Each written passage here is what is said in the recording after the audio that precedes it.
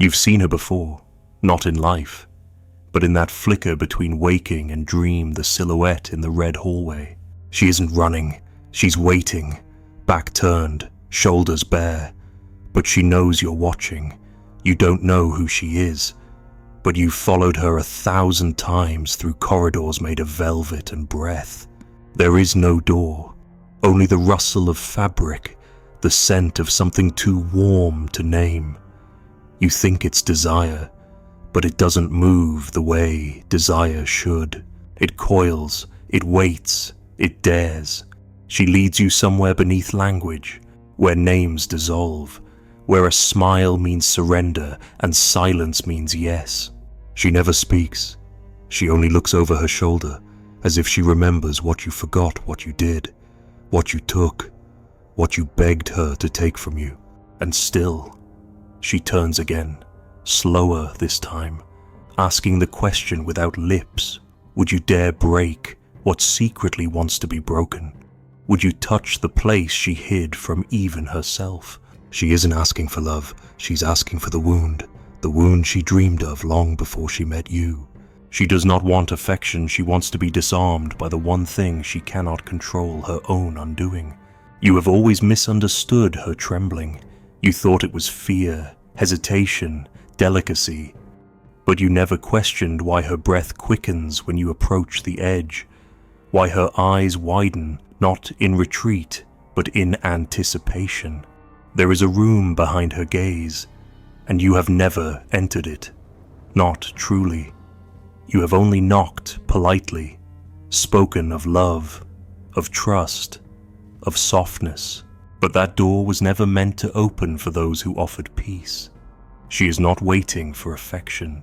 She is waiting for the trespasser, the one who won't ask, won't soothe, won't reassure, the one who carries danger without apology. She wants to be stripped of the illusion of control, the gentle fiction that she holds the key to herself. She wants that key taken, violently, irrevocably, with the precision only unconscious desire can forge. Love cannot take her there. Love knocks too lightly. Only surrender knows the code. You thought her fantasy was about roses, about whispered vows and gentle hands. But look again. Look beneath the story she tells with her mouth. Her dreams are not of white dresses. They are of velvet ropes and the sound of a lock turning behind her. Not captivity. No, not really. She wants the cage, but only if it is lined with mirrors that reflect back the face she hides from the world. The one that longs to be subdued. The one that, even in her earliest daydreams, waited in some dark corridor, imagining herself pulled down to her knees by something stronger than her own will. There is no shame in it, only silence. She cannot say it aloud. She would never say it aloud. But you can hear it in the way she breathes when you say no, in the way her body leans in when you resist her sweetness. She does not want to be adored. She wants to be unveiled. She has built her outer self carefully, with silk and laughter and poetry. She talks of partnership, of shared purpose, of safety. But inside, in the red room behind her eyes, she keeps a throne that no equal may sit upon. That throne belongs to the man who dares not love her but conquer her. The man who burns through her illusions, who does not ask her who she is but tells her what she's been hiding, not through cruelty but through instinct. The kind of instinct that frightens her, that turns her body against her mind, that makes her remember things she never lived: a medieval altar, a blood-soaked chamber, the sound of iron shackles on stone. No, she doesn't want a boyfriend. She wants the myth. She wants the force. She wants the ancient hand that tears the veil away and says, "This is you. You can stop pretending now." And you keep offering love. You keep holding her gently, whispering that you'll never hurt her. That's why she flinches. Not because she's afraid of being wounded, but because you've made yourself too small, harmless, transparent. You left no room for the monster, and somewhere in her, She needs the monster. Not the cruel kind, not the one who hits out of rage or weakness, but the cold one. The one who sees her mask and does not flinch. The one who understands that her fantasies live not in flowers, but in fire. She doesn't want to be adored. She wants to be recognized even in her filth, even in her abandon, even in her madness, especially there. She is not looking for protection. She is searching for the threshold, the point of no return, the moment when she is no longer a citizen of her own body, but a worshipper of the force that claimed it. She wants to feel herself disappear, not physically, not even sexually, though that is the language it often wears. No, it is deeper. She wants to surrender the part of herself that always knows what comes next. The planner, the mother, the negotiator. She wants to lose the part of her that smiles in every photograph, the part that can still say no. She wants someone to reach past all of that and grab the root, to say this is mine now, and for her to respond not with fear, but with the silence of something ancient finally released. You see her in public and think she's composed. You see her ambition, her order, her independence. But those are the outer walls of the fortress. And what is a fortress built for, if not to be taken? She does not fantasize about holding you. She fantasizes about being breached, not because she is weak, but because it is only in defeat that she feels real. In the fall, she finds truth. In the ruin, she finds the self that predates her name. She does not want a man who kneels. She wants the conqueror, the beast who refuses to be domesticated, the one who cannot be made soft. She needs him because only he can call forth the part of her that is still chained, still waiting, still burning for release in that red-lit room behind her eyes. You might call it dangerous. You might call it unhealthy, but that is because you mistake the symptom for the source. Her longing is not about the man. It's about the power that seizes her when she stops pretending to be in control. She has no name for it. She only knows how it feels like being hunted in a dream, terrified but unable to run. Like standing at the altar of some god with no face and offering not her body, but her resistance. That is what she gives. Not her heart, not her loyalty, her resistance. And that is the most intimate thing she owns. She will never tell you this, not because she is ashamed, but because she knows you won't understand. You'll think it's about dominance, or some wounded past, or misplaced trust. You'll dissect it, diagnose it, try to heal it. But what she wants isn't to be healed. She wants to be taken apart. She wants the pain. Not because she enjoys suffering, but because in that precise moment when she is pinned between power and desire, she forgets how to lie to herself. There is no script in the red room. There is only breath, heat, eyes, hands, the sound of silence folding in on itself, the death of the mask. And so she waits, smiling, laughing, holding your hand. But the real her is still in that room, sitting on the cold floor, blindfolded, heart open, waiting for the one who will not ask, will not beg, will not reassure. She is waiting for the one who knows the door never needed a key, the one who sees through her layers and walks in anyway, not to harm, not to fix, but to claim. And in that moment, she will fall, not because she is weak, but because she has finally been seen. Not the version she shows, but the one who dreamed of being conquered long before she ever learned how to speak. She whispers liberation with her lips, but her hands keep locking the door again and again, waiting for someone who dares break in. You've heard her talk of freedom. You've watched her speak of agency, of boundaries, of a future shaped by her own hands. She builds her sentences like barricades, elegant and symmetrical, using words like dignity and autonomy. She weaves them into banners and holds them high, but while you nod and applaud, you forget to look at her hands, how they tremble when she turns the key behind her, how she lingers in that moment of self-imprisonment. It is not the world that cages her, she cages herself, not from fear of the outside, but from a darker hunger, the kind that no language can cleanse. The velvet cage was her idea. She lined it with comfort, draped it in silk, lit it with candles, and still, she dreams of someone who will walk in uninvited, tear down the curtains, and ruin the safety she spent years perfecting. She does not fear the man who defies her words. She fears the man who believes them. You assume she wants a gentle love, an equal footing, but what she truly wants, she cannot admit even to herself. She wants to be overpowered not in body, but in myth. She wants someone to see the lie she's been selling. She wants to be called out not cruelly, but with brutal precision.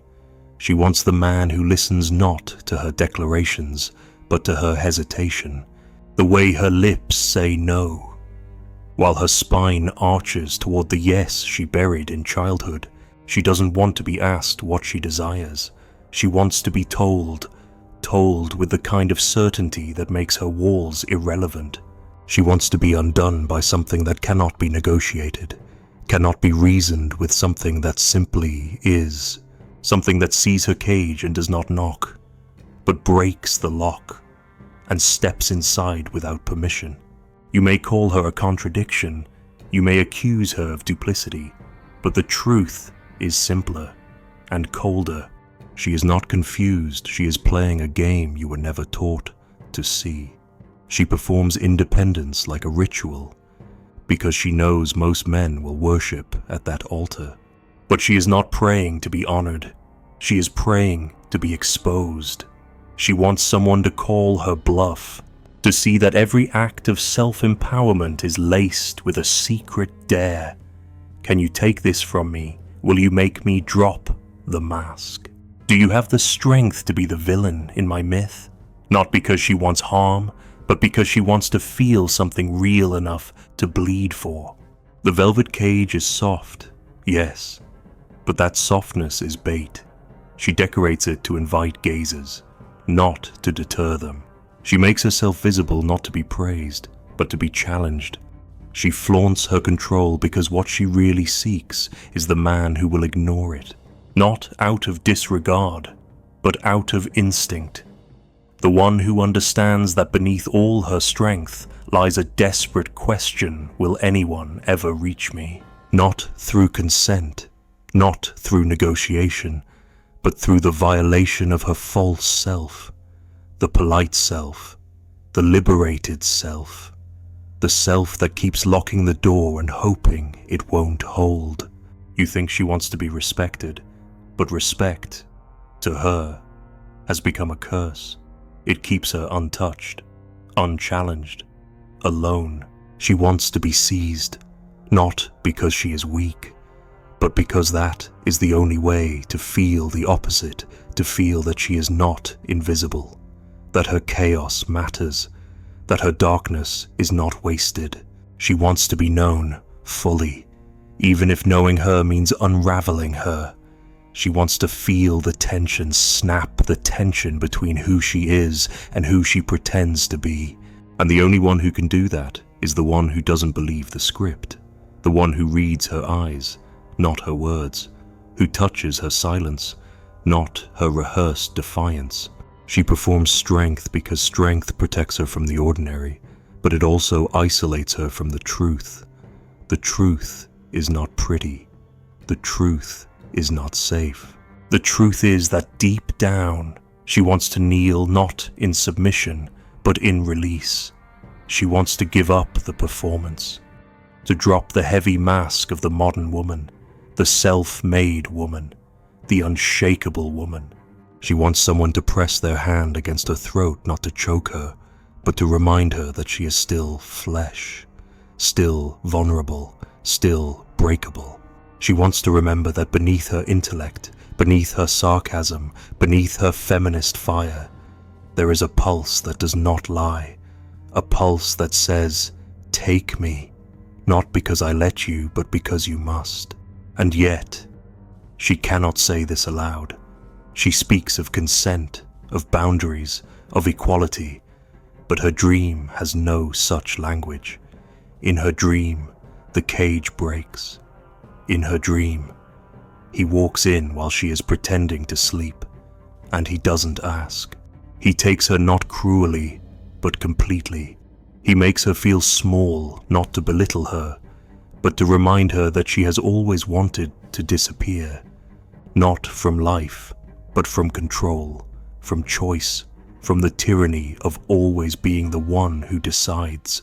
She wants someone who doesn't need her to say yes, who knows her yes better than she does, who sees her no as a door that was meant to be forced, not violated, not abused, but claimed as something ancient, erotic, and true.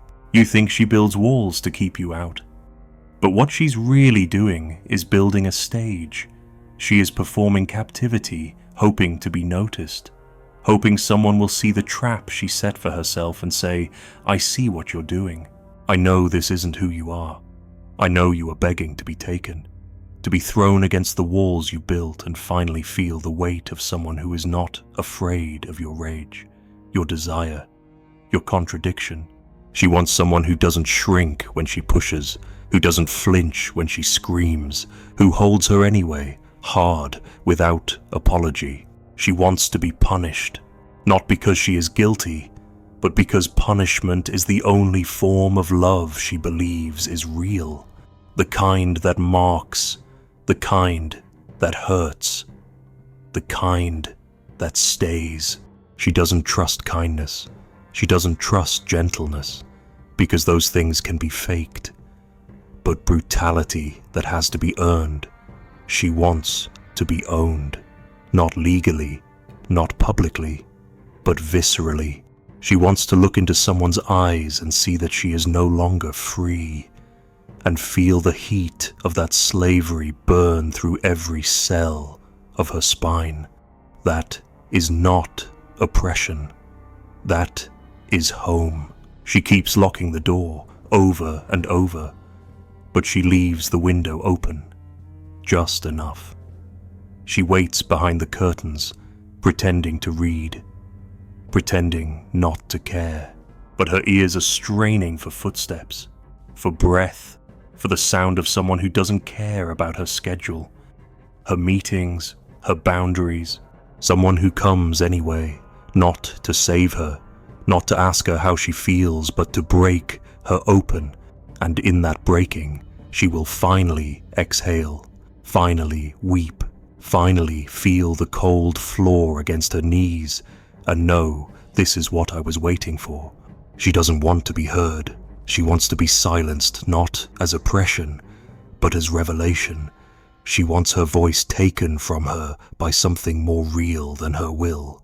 She wants her story rewritten by hands that do not ask permission, because deep down, she never believed the story she told in the first place. It was all a trap, all a script, all a velvet cage, beautiful, empty, waiting to be burned.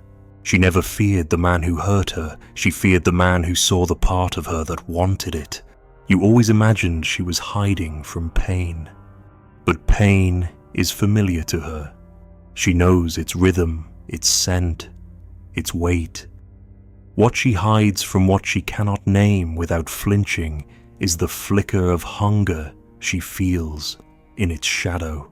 That shameful pulse that rises not when she is safe, but when she is cornered. She places the knife beneath her pillow each night, not to defend herself, but to pretend that she might. The blade is dull. She knows this. She keeps it anyway. A symbol. A lie she tells herself to silence the more dangerous truth. She is not terrified of being broken. She is terrified of being seen enjoying it. There is a man in her memory, Or maybe in her dream she cannot say which, who did not look away, who touched her not to please, but to claim, who knew the map of her body without asking for directions. He said nothing, but in his silence, she saw it, the recognition, the mirror she never dared hold. He saw the part of her that craved powerlessness, not as a wound, but as worship, and that gaze, that terrible intimacy, stripped her more than any hand. She wanted to run, but more than that, she wanted to fall, to collapse into the part of herself that had always waited beneath the mask of virtue, grace, and politeness. That part never wanted love, it wanted fate. You believe she wants to be protected. You think your gentleness makes her feel safe. But safety is not what she craves. Safety is what suffocates her, what makes her lie. She thanks you with a smile. She holds your hand. But in the darkness of her own body, she mourns, because nothing you give her matches the chaos she needs. She longs for the man who would tear her world apart, not out of violence, but necessity. The one who would not hesitate, who would not apologize, who would not ask if she is ready, because he knows she has always been ready. Even when she begged him to stop, she is not afraid of the wound. She's afraid of the moan she lets slip when it opens, the heat that rises when control is taken from her. That heat betrays her. It says, this is what I wanted, this is what I was made for, and that is what she cannot face, not in daylight, not in the mirror. Because if that is true, then everything else must burn.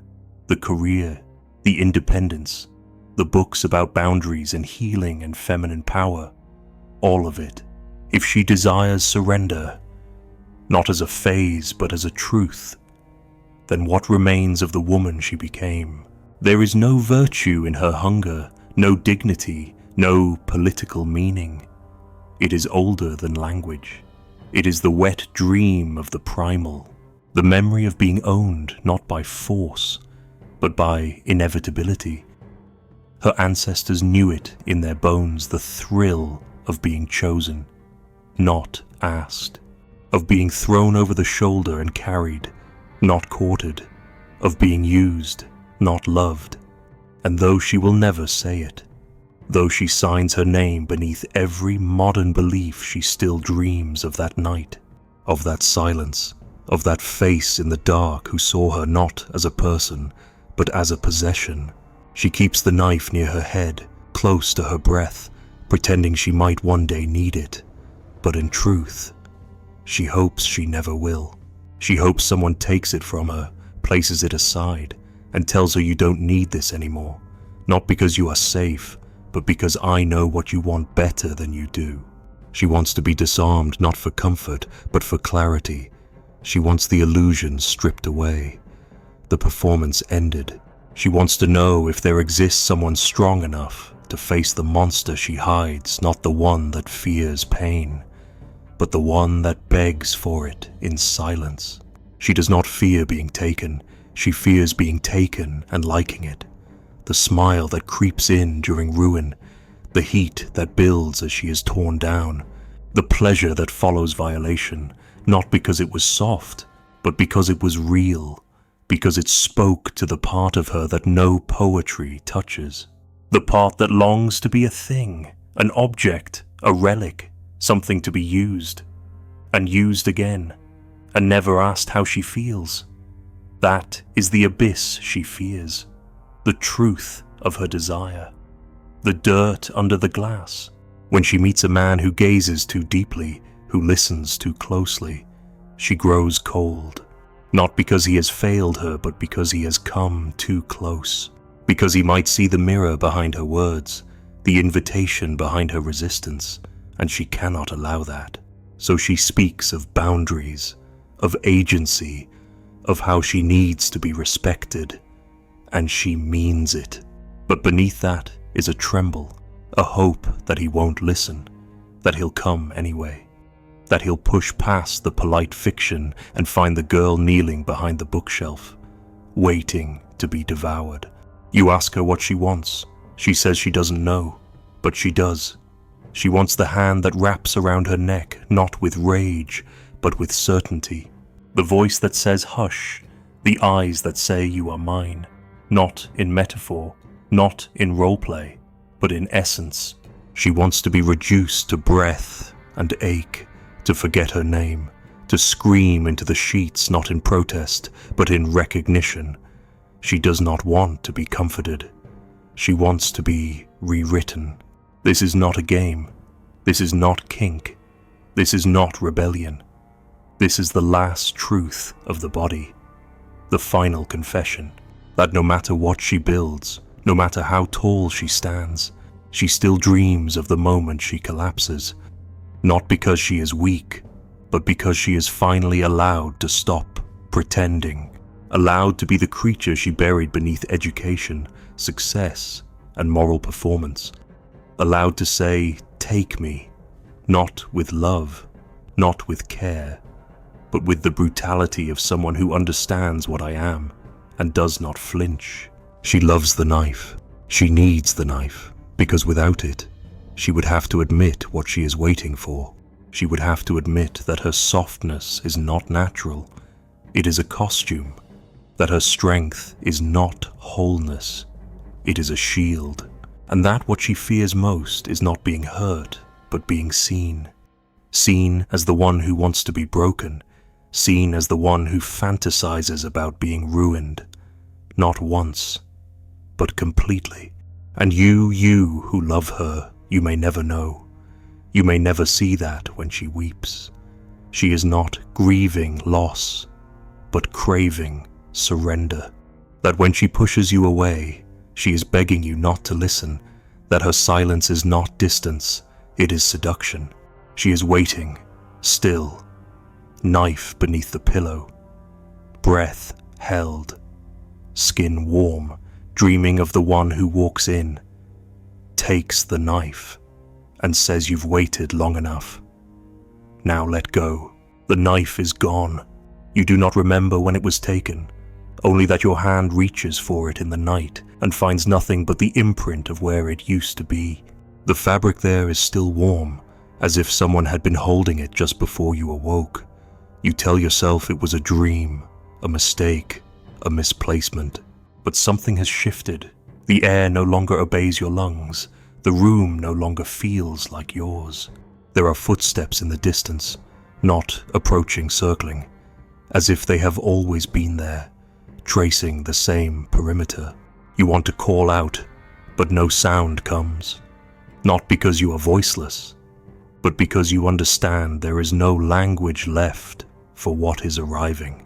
On the window pane, the condensation forms a shape you don't recognize, and yet you've seen it before. On a mirror in another life, on a cheek turned away, on the palm of someone who never said goodbye. And behind you, not loud, not sudden, just breath, just breath.